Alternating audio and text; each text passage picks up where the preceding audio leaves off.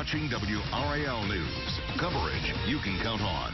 The Federal Housing Finance Administration reports a sharp 4.5% increase in home prices in the Raleigh area this year.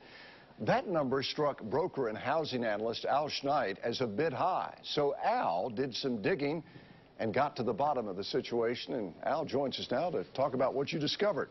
So let's go back to 2008. We're in the recession, and things are really tough. A lot of foreclosures, a lot of distressed property.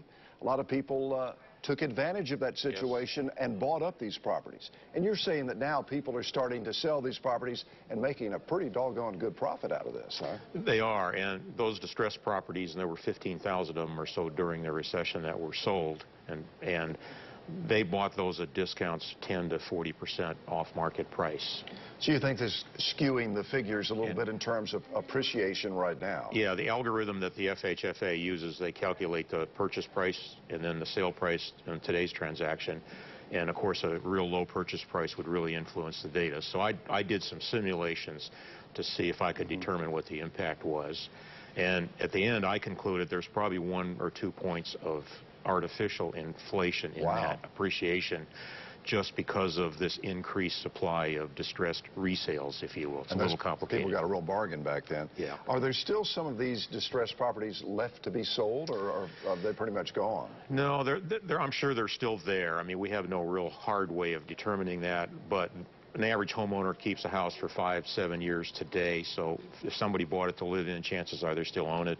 Investors bought about 1/3 of them, best I could tell, looking at cash transactions. So they're probably the ones that are flipping them at this point, the investors. We keep hearing these news stories about how houses are getting bigger and bigger, and that would tend to drive prices up a little bit. Absolutely. Have you checked into that? I did. That was one of my first spreadsheets in the simulations. And I was surprised to learn that since in the last 8 years, our number of square feet has gone up an average of 75 feet. 8 years. That's not much. Some years it's gone up, some years it's gone down. It's much more volatile than I thought. And most of the increase, believe it or not, is below $200,000 in price. How about inventories right now? They're tight. They're very tight in most of Wake and Durham County. The surrounding counties actually are still suffering from a bit of an excess. So it's kind of the haves and have-nots on the inventory side. Any sign that builders are starting to build again?